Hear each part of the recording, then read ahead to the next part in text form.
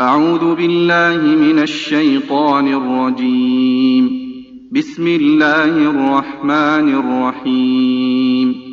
ربما يود الذين كفروا لو كانوا مسلمين ذرهم يأكلوا ويتمتعوا ويلههم الأمل فسوف يعلمون. وما أهلكنا من قرية إلا ولها كتاب معلوم ما تسبق من أمة أجلها وما يستأخرون. وقالوا يا أيها الذي نزل عليه الذكر إنك لمجنون لو ما تأتينا بالملائكة إن كنت من الصادقين ما ننزل الملائكة إلا بالحق وما كانوا إذا منظرين. إنا نحن نزلنا الذكر وإنا له لحافظون. ولقد أرسلنا من قبلك في شيع الأولين وما يأتيهم من رسول إلا كانوا به يستهزئون. كذلك نسلكه في قلوب المجرمين لا يؤمنون به وقد خلت سنة الأولين. ولو فتحنا عليهم بابا من السماء فظلوا فيه يعرجون لقالوا إنما سكرت أبصارنا بل نحن قوم مسحورون. ولقد جعلنا في السماء بروجا وزيناها للناظرين وحفظناها من كل شيطان رجيم إلا من استرق السمع فأتبعه شهاب مبين. والأرض مددناها وألقينا فيها رواسي وأنبتنا فيها من كل شيء موزون وجعلنا لكم فيها معايش ومن لستم له برازقين. وإن من شيء إلا عندنا خزائنه وما ننزله إلا بقدر معلوم. وأرسلنا الرياح لواقح فأنزلنا من السماء ماء فأسقيناكموه وما أنتم له بخازنين. وإنا لنحن نحيي ونميت ونحن الوارثون. ولقد علمنا المستقدمين منكم ولقد علمنا المستأخرين. وإن ربك هو يحشرهم إنه حكيم عليم. ولقد خلقنا الإنسان من صلصال من حمأ مسنون والجان خلقناه من قبل من نار السموم. وإذ قال ربك للملائكة إني خالق بشرا من صلصال من حمأ مسنون فإذا سويته ونفخت فيه من روحي فقعوا له ساجدين فسجد الملائكة كلهم أجمعون إلا إبليس أبى أن يكون مع الساجدين. قال يا إبليس ما لك ألا تكون مع الساجدين؟ قال لم أكن لأسجد لبشر خلقته من صلصال من حمأ مسنون. قال فاخرج منها فإنك رجيم وإن عليك اللعنة إلى يوم الدين. قال رب فأنظرني إلى يوم يبعثون. قال فإنك من المنظرين إلى يوم الوقت المعلوم. قال رب بما أغويتني لأزينن لهم في الأرض ولأغوينهم أجمعين إلا عبادك منهم المخلصين. قال هذا صراط علي مستقيم إن عبادي ليس لك عليهم سلطان إلا من اتبعك من الغاوين وإن جهنم لموعدهم أجمعين لها 7 أبواب لكل باب منهم جزء مقسوم إن المتقين في جنات وعيون ادخلوها بسلام آمنين ونزعنا ما في صدورهم من غل إخوانا على سرر متقابلين لا يمسهم فيها نصب وما هم منها بمخرجين نبئ عبادي أني أنا الغفور الرحيم وأن عذابي هو العذاب الأليم ونبئهم عن ضيف إبراهيم إذ دخلوا عليه فقالوا سلاما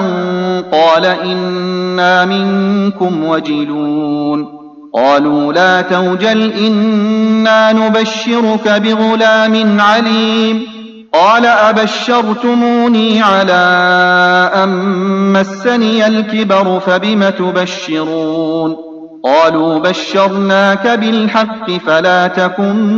من القانطين قال ومن يقنط من رحمة ربه إلا الضالون قال فما خطبكم أيها المرسلون قالوا إنا أرسلنا إلى قوم مجرمين إلا آل لوط إنا لمنجوهم أجمعين إلا امرأته قدرنا إنها لمن الغابرين فلما جاء آل لوط المرسلون قال إنكم قوم منكرون قالوا بل جئناك بما كانوا فيه يمترون وأتيناك بالحق وإنا لصادقون فأسر بأهلك بقطع من الليل واتبع أدبارهم ولا يلتفت منكم أحد وامضوا حيث تؤمرون وقضينا إليه ذلك الأمر أن دابر هؤلاء مقطوع مصبحين وجاء أهل المدينة يستبشرون قال إن هؤلاء ضيفي فلا تفضحون واتقوا الله ولا تخزون قالوا أولم ننهك عن العالمين قال هؤلاء بناتي إن كنتم فاعلين لعمرك إنهم لفي سكرتهم يعمهون فأخذتهم الصيحة مشرقين فجعلنا عاليها سافلها وأمطرنا عليهم حجارة من سجيل إن في ذلك لآيات للمتوسمين وإنها لبسبيل مقيم إن في ذلك لآية للمؤمنين وإن كان أصحاب الأيكة لظالمين فانتقمنا منهم وإنهما لبإمام مبين ولقد كذب أصحاب الحجر المرسلين وآتيناهم آياتنا فكانوا عنها معرضين وكانوا ينحتون من الجبال بيوتا آمنين فأخذتهم الصيحة مصبحين فما أغنى عنهم ما كانوا يكسبون وما خلقنا السماوات والأرض وما بينهما إلا بالحق وإن الساعة لآتية فاصفح الصفح الجميل إن ربك هو الخلاق العليم ولقد آتيناك 7 من المثاني والقرآن العظيم لا تمدن عينيك إلى ما متعنا به أزواجا منهم ولا تحزن عليهم واخفض جناحك للمؤمنين وقل إني أنا النذير المبين كما أنزلنا على المقتسمين الذين جعلوا القرآن عضين فوربك لنسألنهم أجمعين عما كانوا يعملون فاصدع بما تؤمر وأعرض عن المشركين إنا كفيناك المستهزئين الذين يجعلون مع الله إلها آخر فسوف يعلمون ولقد نعلم أنك يضيق صدرك بما يقولون فسبح بحمد ربك وكن من الساجدين واعبد ربك حتى يأتيك اليقين. بسم الله الرحمن الرحيم. أتى أمر الله فلا تستعجلوه سبحانه وتعالى عما يشركون. ينزل الملائكة بالروح من أمره على من يشاء من عباده أن أنذروا أنه لا إله إلا أنا فاتقون. خلق السماوات والأرض بالحق تعالى عما يشركون. خلق الإنسان من نطفة فإذا هو خصيم مبين. والأنعام خلقها لكم فيها دفء ومنافع ومنها تأكلون ولكم فيها جمال حين تريحون وحين تسرحون وتحمل أثقالكم إلى بلد لم تكونوا بالغيه إلا بشق الأنفس إن ربكم لرءوف رحيم. والخيل والبغال والحمير لتركبوها وزينة ويخلق ما لا تعلمون وعلى الله قصد السبيل ومنها جائر ولو شاء لهداكم أجمعين. هو الذي أنزل من السماء ماء لكم منه شراب ومنه شجر فيه تسيمون ينبت لكم به الزرع والزيتون والنخيل والأعناب ومن كل الثمرات إن في ذلك لآية لقوم يتفكرون. وسخر لكم الليل والنهار والشمس والقمر والنجوم مسخرات بأمره إن في ذلك لآيات لقوم يعقلون. وما ذرأ لكم في الأرض مختلفا ألوانه إن في ذلك لآية لقوم يذكرون.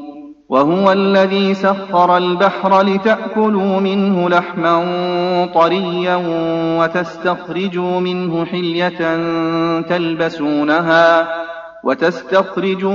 حلية تلبسونها وترى الفلك مواخر فيه ولتبتغوا من فضله ولعلكم تشكرون. وألقى في الأرض رواسي أن تميد بكم وأنهارا وسبلا لعلكم تهتدون. وعلامات وبالنجم هم يهتدون. أفمن يخلق كمن لا يخلق أفلا تذكرون. وإن تعدوا نعمة الله لا تحصوها إن الله لغفور رحيم. والله يعلم ما تسرون وما تعلنون. والذين يدعون من دون الله لا يخلقون شيئا وهم يخلقون أموات غير أحياء وما يشعرون أيان يبعثون إلهكم إله واحد فالذين لا يؤمنون بالآخرة قلوبهم منكرة وهم مستكبرون لا جرم أن الله يعلم ما يسرون وما يعلنون إنه لا يحب المستكبرين وإذا قيل لهم ماذا أنزل ربكم قالوا أساطير الأولين ليحملوا أوزارهم كاملة يوم القيامة ومن أوزار الذين يضلونهم بغير علم ألا ساء ما يزرون قد مكر الذين من قبلهم فأتى الله بنيانهم من القواعد فخر عليهم السقف من فوقهم وأتاهم العذاب من حيث لا يشعرون ثم يوم القيامة يخزيهم ويقول أين شركائي الذين كنتم تشاقون فيهم قال الذين أوتوا العلم إن الخزي اليوم والسوء على الكافرين الذين تتوفاهم الملائكة ظالمي أنفسهم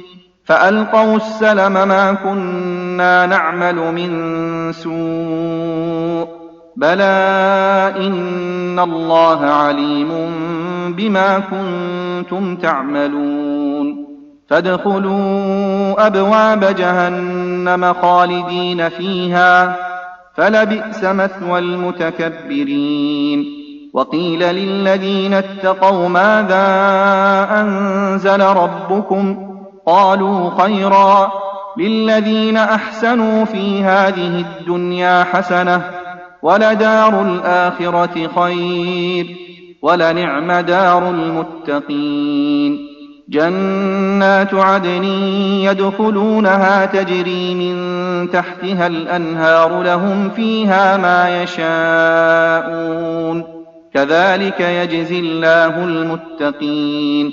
الذين تتوفاهم الملائكة طيبين يقولون سلام عليكم ادخلوا الجنة بما كنتم تعملون هل ينظرون إلا أن تأتيهم الملائكة أو يأتي أمر ربك كذلك فعل الذين من قبلهم وما ظلمهم الله ولكن كانوا أنفسهم يظلمون فأصابهم سيئات ما عملوا وحاق بهم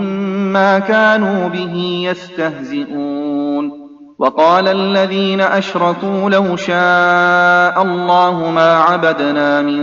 دونه من شيء نحن ولا آباؤنا ولا حرمنا من دونه من شيء كذلك فعل الذين من قبلهم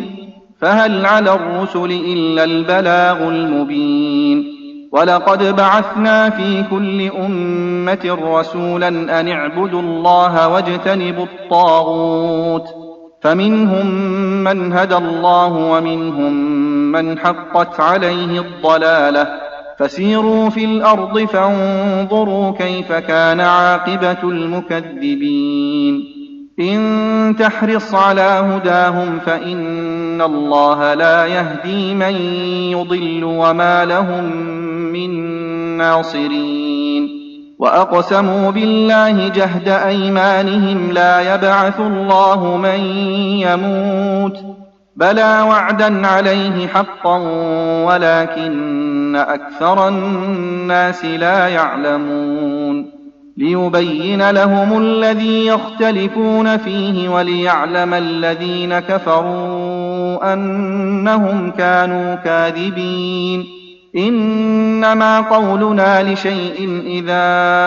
أردناه أن نقول له كن فيكون والذين هاجروا في الله من بعد ما ظلموا لنبوئنهم في الدنيا حسنة ولأجر الآخرة أكبر لو كانوا يعلمون الذين صبروا وعلى ربهم يتوكلون وما أرسلنا من قبلك إلا رجالا نوحي إليهم فاسألوا أهل الذكر إن كنتم لا تعلمون بالبينات والزبر وأنزلنا إليك الذكر لتبين للناس ما نزل إليهم ولعلهم يتفكرون أفأمن الذين مكروا السيئات أن يخسف الله بهم الأرض أو يأتيهم العذاب من حيث لا يشعرون أو يأخذهم في تقلبهم فما هم بمعجزين أو يأخذهم على تخوف فإن ربكم لرءوف رحيم أولم يروا إلى ما خلق الله من شيء يتفيأ ظلاله عن اليمين والشمائل سجدا لله وهم داخرون ولله يسجد ما في السماوات وما في الأرض من دابة والملائكة وهم لا يستكبرون يخافون ربهم من فوقهم ويفعلون ما يؤمرون وقال الله لا تتخذوا إلهين اثنين إنما هو إله واحد فإياي فارهبون وله ما في السماوات والأرض وله الدين واصبا أفغير الله تتقون وما بكم من نعمة فمن الله ثم إذا مسكم الضر فإليه تجأرون ثم إذا كشف الضر عنكم إذا فريق منكم بربهم يشركون ليكفروا بما آتيناهم فتمتعوا فسوف تعلمون ويجعلون لما لا يعلمون نصيبا مما رزقناهم تالله لتسألن عما كنتم تفترون ويجعلون لله البنات سبحانه ولهم ما يشتهون وإذا بشر أحدهم بالأنثى ظل وجهه مسودا وهو كظيم يتوارى من القوم من سوء ما بشر به أيمسكه على هون أم يدسه في التراب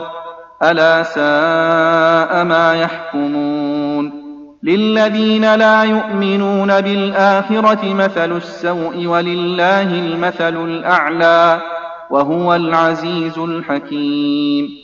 ولو يؤاخذ الله الناس بظلمهم ما ترك عليها من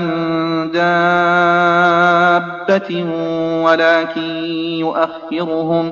ولكن يؤخرهم إلى أجل مسمى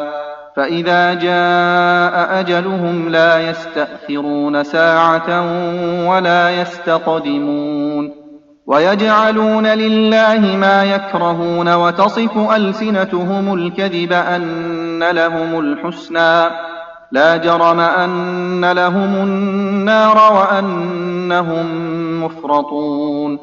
تالله لقد أرسلنا إلى أمم من قبلك فزين لهم الشيطان أعمالهم فهو وليهم اليوم ولهم عذاب أليم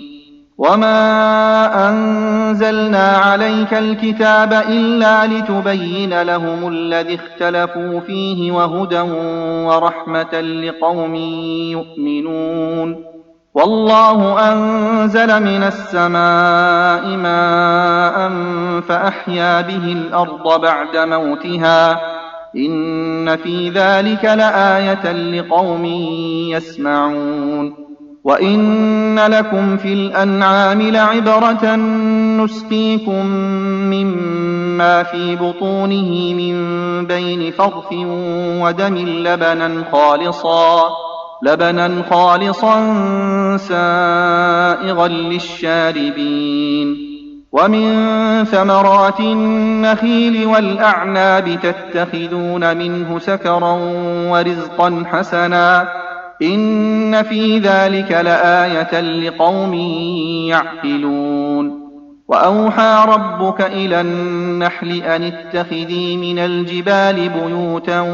ومن الشجر ومما يعرشون ثم كلي من كل الثمرات فاسلكي سبل ربك ذللا يخرج من بطونها شراب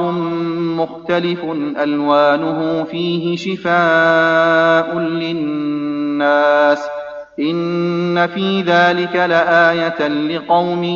يتفكرون والله خلقكم ثم يتوفاكم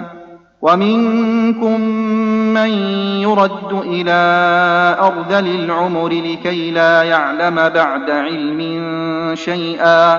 إن الله عليم قدير والله فضل بعضكم على بعض في الرزق فما الذين فضلوا براد رزقهم على ما ملكت أيمانهم فهم فيه سواء أفبنعمة الله يجحدون والله جعل لكم من أنفسكم أزواجا وجعل لكم من أزواجكم بنين وحفدة ورزقكم من الطيبات أفبالباطل يؤمنون وبنعمة الله هم يكفرون ويعبدون من دون الله ما لا يملك لهم رزقا من السماوات والأرض شيئا ولا يستطيعون فلا تضربوا لله الأمثال إن الله يعلم وأنتم لا تعلمون ضرب الله مثلا عبدا مملوكا لا يقدر على شيء ومن رزقناه منا رزقا حسنا فهو ينفق منه سرا وجهرا هل يستوون الحمد لله بل أكثرهم لا يعلمون وضرب الله مثلا الرجلين أحدهما أبكم لا يقدر على شيء وهو كل على مولاه أينما يوجهه لا يأت بخير هل يستوي هو ومن يأمر بالعدل وهو على صراط مستقيم ولله غيب السماوات والأرض وما أمر الساعة إلا كلمح البصر أو هو أقرب إن الله على كل شيء قدير والله أخرجكم من بطون أمهاتكم لا تعلمون شيئا وجعل لكم السمع والأبصار والأفئدة لعلكم تشكرون ألم يروا إلى الطير مسخرات في جو السماء ما يمسكهن إلا الله إن في ذلك لآيات لقوم يؤمنون والله جعل لكم من بيوتكم سكنا وجعل لكم من جلود الأنعام بيوتا تستخفونها يوم ضعنكم ويوم إقامتكم ومن أصوافها وأوبارها وأشعارها أثاثا ومتاعا إلى حين والله جعل لكم مما خلق ظلالا وجعل لكم من الجبال أكنانا وجعل لكم سرابيل تقيكم الحر وسرابيل تقيكم بأسكم كذلك يتم نعمته عليكم لعلكم تسلمون فإن تولوا فإنما عليك البلاغ المبين يعرفون نعمة الله ثم ينكرونها وأكثرهم الكافرون ويوم نبعث من كل أمة شهيدا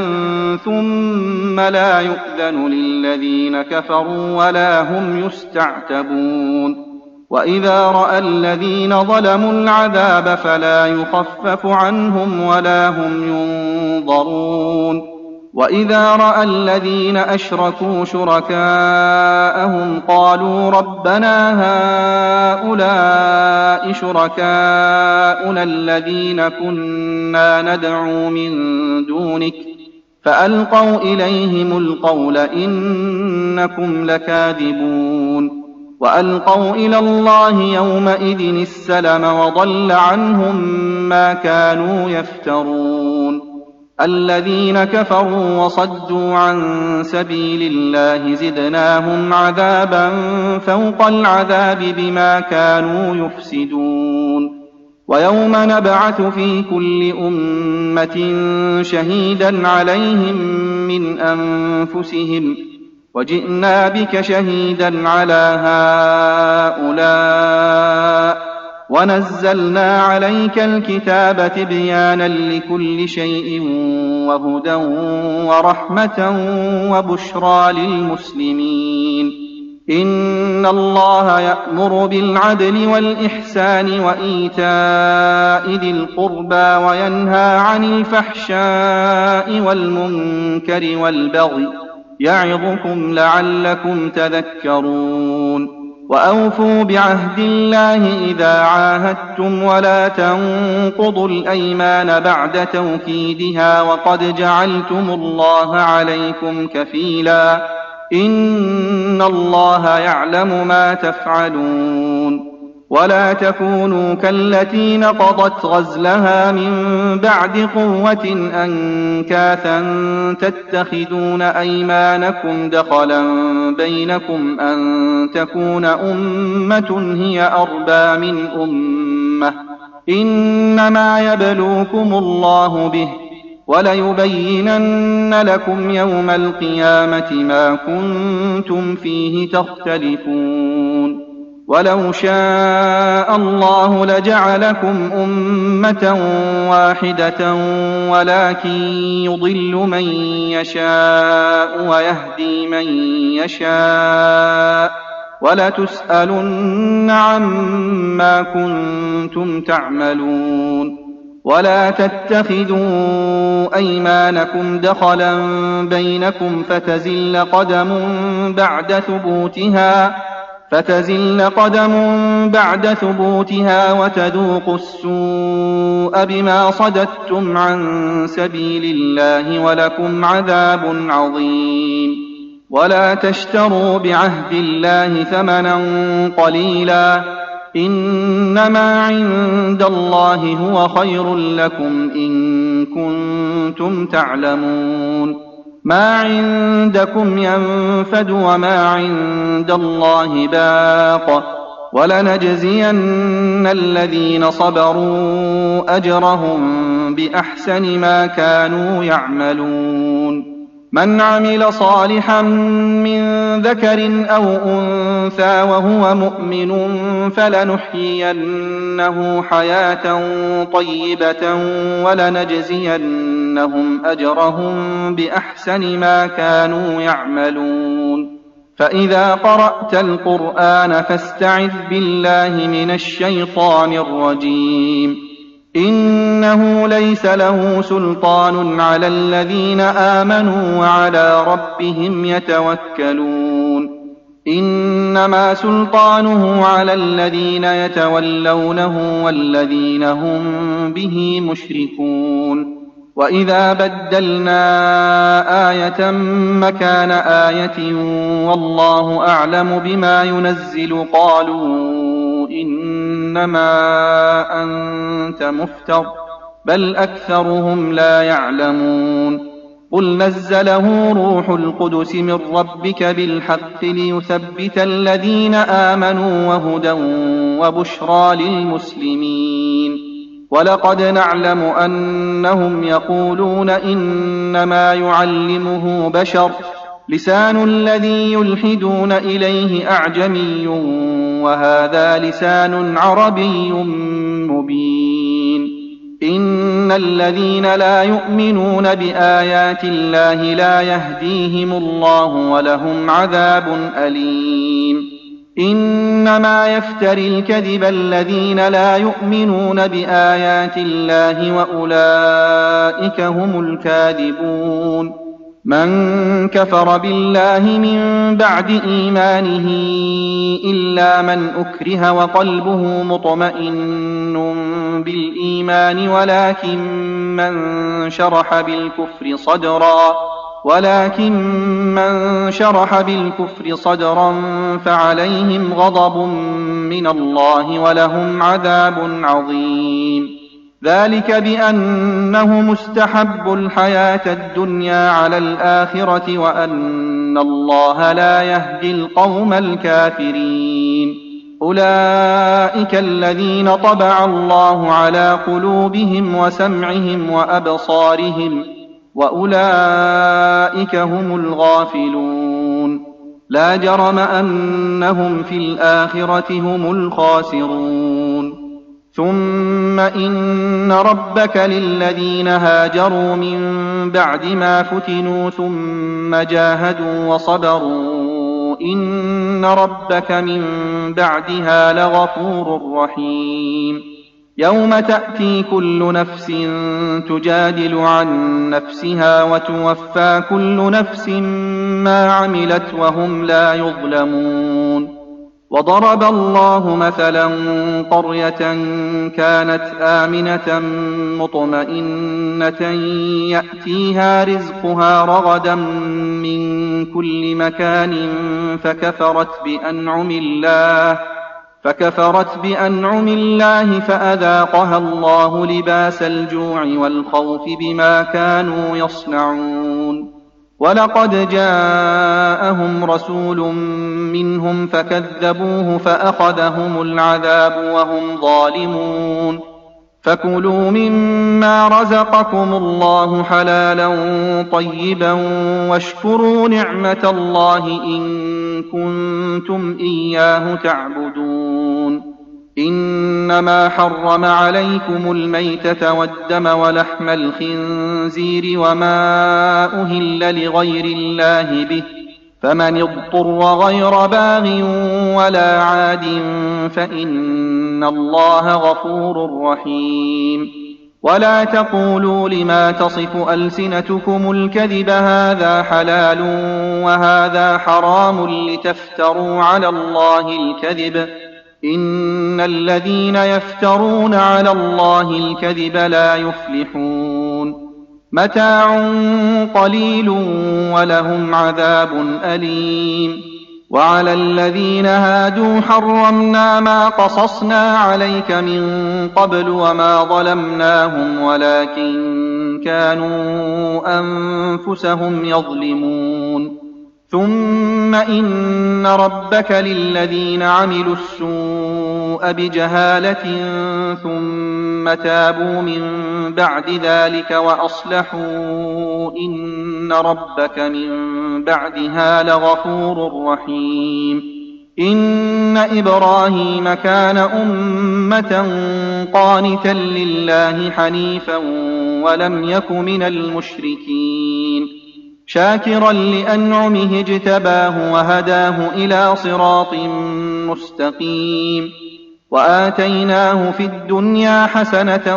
وإنه في الآخرة لمن الصالحين. ثم أوحينا إليك أن اتبع ملة إبراهيم حنيفا وما كان من المشركين.